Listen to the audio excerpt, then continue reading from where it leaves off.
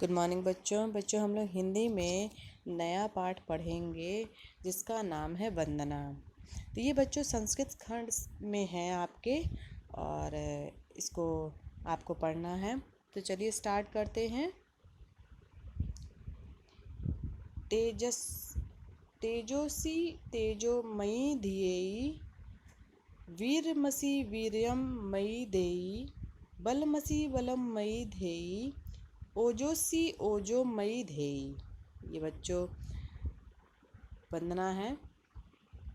इसमें बच्चों आप लोग संदर्भ इस प्रकार लिखेंगे कि प्रस्तुत श्लोक हमारी पाठ्य पुस्तक हिंदी के अंतर्गत संस्कृत खंड के वंदना नामक पाठ से अवतरित है या फिर लिया गया है। तो इसमें जो आपको संदर्भ लिखना प्रसंग लिखना है वो इस प्रकार है कि इस श्लोक में भक्त शक्ति स्वरूप परमेश्वर से प्रार्थना करते हुए वंदना स्वरूप तेज बल पराक्रम मांगता है। यानी कि जो भक्त है ईश्वर से जब वो प्रार्थना कर रहा है तो वो क्या मांग रहा है वंदना के रूप में? तेज मांग रहा है, बल मांग रहा है, पराक्रम मांग रहा है।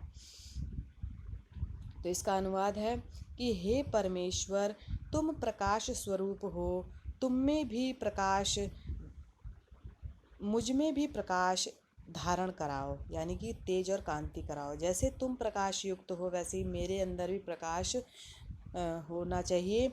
तुम पराक्रम स्वरूप हो, मुझ में भी पराक्रम धारण करवाओ। यानी कि तुम पराक्रमी हो तो मैं भी पराक्रमी बनूं। तुम बल स्वरूप हो, मुझ में भी बल धारण कराओ। तुम सामर्थ्यवान हो, यानी ओजस्वी हो, समर्थ हो, मुझ में भी सामर्थ्य का संचार कराओ। नेक्स्ट है बच्चों श्लोक अस्तो माँ सद्गमया तमसो माँ ज्योतिर्गमया मृत्योर्मा मृतम गमया। इसका जो बच्चों संदर्भ है आपको पहले जैसे ही लिखना है। इस श्लोक में बच्चों भक्त जो है वो ईश्वर से ज्ञान अमृतत्व का वरदान मांगते हुए प्रार्थना कर रहे हैं कि हमें ज्ञान दीजिए, अमृतत्व दीजिए। इसका श्लोक है, इसका जो अनुवाद है बच्चों इस प्रकार है कि हे प्रभु, तुम मुझे बुराई से अच्छाई की ओर ले जाओ, अज्ञान रूपी अंधकार से ज्ञान रूपी प्रकाश की ओर ले जाओ। यानी कि जो मेरे अंदर अज्ञान भरा हुआ है उसको हटा करके मुझे ज्ञान का प्रकाश दिखाओ। मुझे मृत्यु से अमृता की ओर ले जाओ। यानी कि मैं मृत्यु मुझे ना हो, मैं अमृत की ओर अमृतत्व मुझे प्रदान करो। नेक्स्ट श्लोक है बच्चों यतो यत समीहसे ततो नो भयम करु शन करु प्रजाभ्यो भयम न पशुभ्य। इसमें जो श्लोक है इसका संदर्भ आपको पहले जैसे ही लिखना है। जो संदर्भ प्रसंग है, इस श्लोक में भक्त अपने प्रभु से प्रार्थना करते हुए निर्भयता का वरदान मांगते हैं कि मुझे निर्भय बनाओ, निडर बनाओ। हे देव, आप जिस जिस से चाहते हैं उससे हमें निर्भय करो, यानी निडर बनाओ। आप हमारी प्रजा यानी संतान का कल्याण करो और हमारे पशुओं को निडर कर दो। यानी कि आप हमारा कल्याण करके जो हमारे पशु पक्षी हैं उनको एकदम निडर बनाओ ताकि उनको किसी से भी डर ना लगे।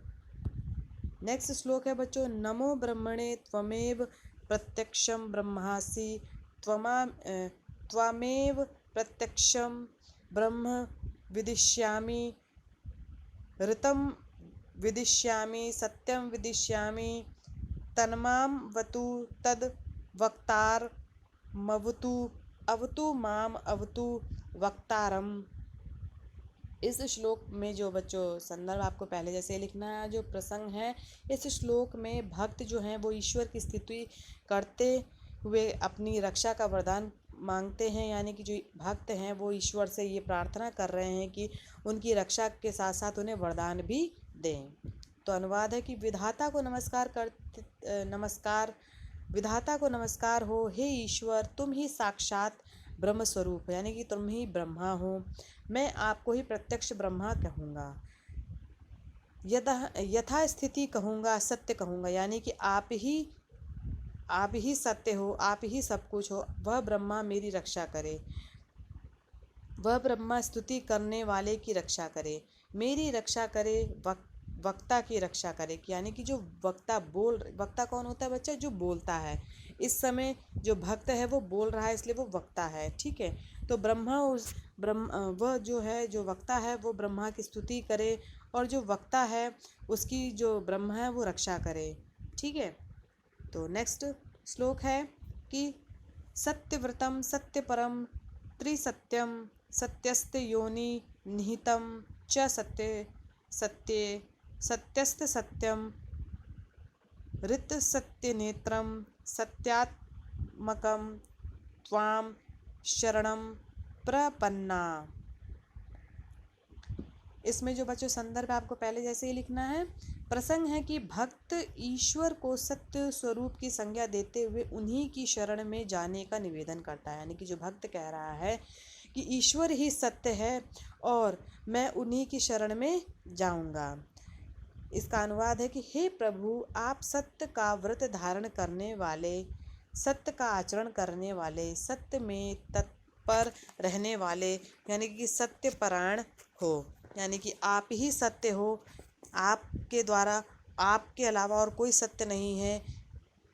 आप सत्य का आचरण करने वाले हो। तुम वर्तमान भूत भविष्य तीनों काल में सत्य हो। यानी कि तुम ही हो, तुम वर्तमान में भी हो, भूतकाल में भी हो और भविष्य काल में भी हो। तुम सत्य को उत्पन्न करने वाले हो और सत्य में ही स्थित रहने वाले हो। यानी कि बिना सत्य, जो सत्य है उसी में तुम रहते हो। तुम सत्य के भी सत्य, अर्थात पृथ्वी, आकाश, वायु, जल, अग्नि के नाश होने पर भी स्थिर रहने वाले हो। यानी कि तुम्हारा नाश नहीं हो सकता। यानी कि जो पंच महाभूत हैं, जैसे हमारी पृथ्वी है, आकाश है, जल है, वायु है, अग्नि है, ये सब नष्ट होने वाले हैं, लेकिन आप नष्ट नहीं होने वाले, आप सत्य हो। तुम यथार्थ सत्य के प्रवर्तक हो। हे ईश्वर, हम आपकी शरण को प्राप्त करते हैं। यानी कि हम आपकी शरण में आते हैं। तो यहाँ बच्चों जो है वंदना पाठ आपका जो संस्कृत खंड से है वो समाप्त होता है। धन्यवाद बच्चों आज की कक्षा के लिए।